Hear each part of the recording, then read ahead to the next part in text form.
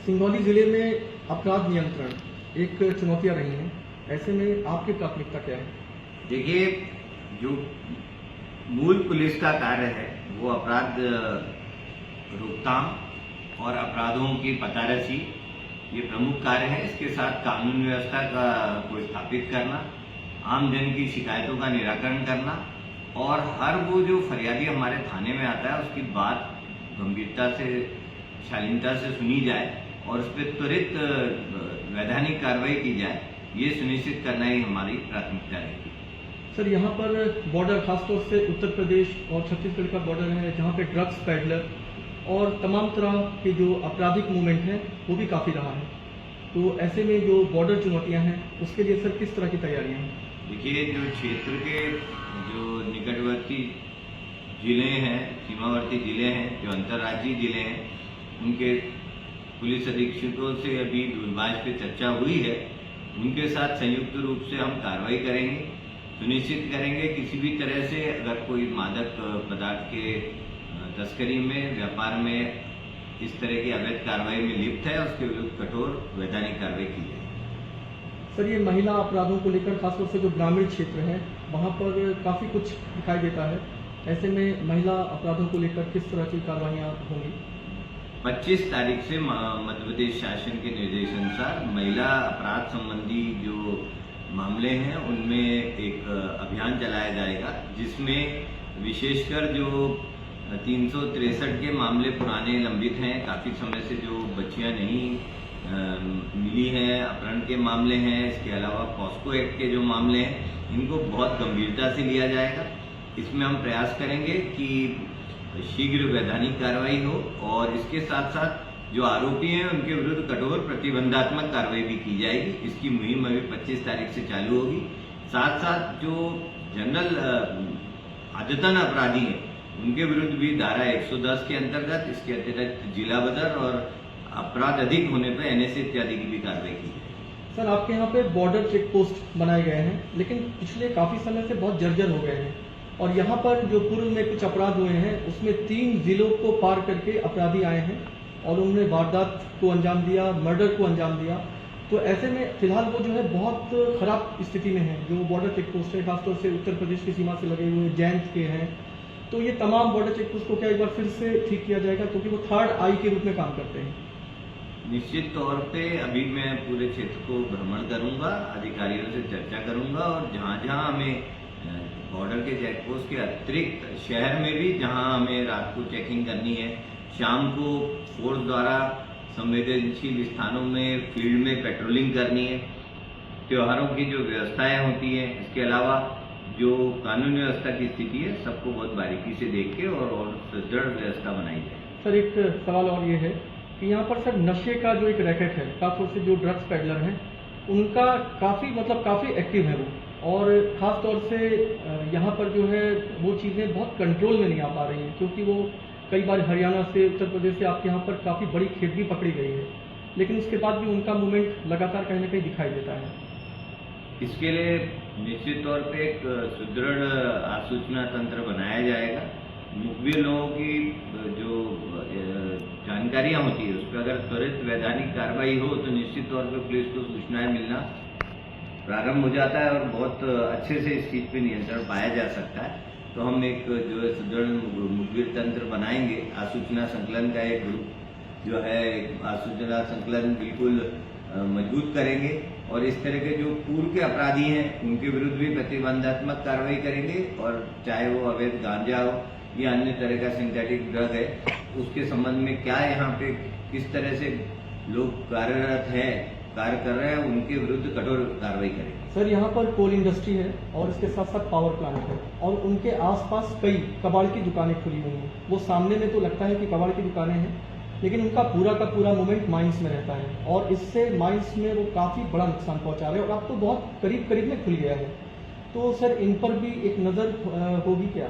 निश्चित तौर पे किसी भी तरह की अवैध गतिविधि होती है वो पुलिस को उस पर नियंत्रण इसलिए करना आवश्यक होता है ताकि ओवरऑल क्राइम, क्रिमिनल जो होते हैं उनका जो आर्थिक एक दायरा बनता है उस पर नियंत्रण होना आवश्यक है। हर वो वैधानिक कार्रवाई है उसके लिए कार्य योजना बनाएंगे अधिकारियों से चर्चा करेंगे, अन्य विभागों के अधिकारियों से समन्वय और सहयोग लेके कठोर वैधानिक कार्रवाई करेंगे। यहाँ पर सर चाइल्ड ट्रैफिकिंग का भी मामला रहा है और इसके साथ साथ जो सीसीटीवी कैमरे कई जगह पर आपके यहाँ लगे हुए हैं और कई बार जो क्राइम होता है वो ब्लाइंड होता है, चाहे वो मर्डर हो या फिर किसी भी तरह का लूटपाट या डकैती, तो कई बार ये कैमरे काफ़ी मदद करते हैं। लेकिन आपके यहाँ पर बहुत सारी जगह पर कैमरे वक्त पर काम नहीं करते हैं, तो जो लगे हुए कैमरे हैं क्या उनको भी ठीक कराया जाएगा? निश्चित तौर पे जो थर्ड आई जो कहा जाता है, हमारा जो सीसीटीवी का सिस्टम होता है वो फोर्स मल्टीप्लायर होता है, उसके बहुत ही महत्वपूर्ण योगदान होता है गंभीर अपराधों की पतारशी में। और इसके अलावा जो लोगों की जानकारी जो अवैध गतिविधि होती है उनके संबंध में, और इसके अलावा पुलिस की जो पेट्रोलिंग इत्यादि उसको मॉनिटर करने में, तो उस तंत्र को और मजबूत करेंगे।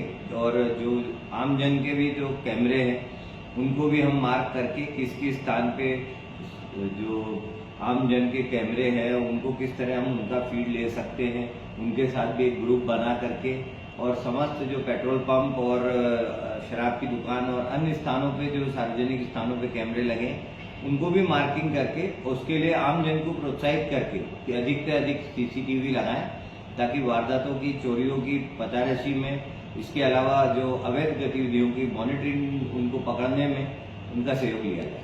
सर जो यहाँ नेचर ऑफ क्राइम रहा है वो कोल इंडस्ट्री से जुड़ा हुआ है, यानी कोल माफिया, डीजल माफिया और जो ड्रग्स पैडलर इनकी हम बात कर रहे थे, ये तीनों ही यहाँ पर काफ़ी हावी रहे हैं। तो आने वाले समय में जो आपकी स्ट्रेटजी होगी वो इस तरह की तो रहेगी ही कि कम से कम वो लोग जो अपना पैर पसारे हुए रहे हैं यहाँ पर, तो उनसे निजात मिलेगी लोगों को। निश्चित तौर पे कोई भी, जैसा मैंने बताया कि अवैध गतिविधि है, उस पर अंकुश लगाने के लिए पूरा प्रशासन संकल्पित है। पुलिस उसमें पूरी तरह सक्रिय कार्रवाई करेगी और हम सुनिश्चित करेंगे कि सुधार हो और ही हर जो फील्ड में और अच्छा काम हो और इसमें अवैध गतिविधियों पे नियंत्रण किया जाए। सर जनता से सहयोग के लिए आप किस तरह का संदेश देना चाहेंगे?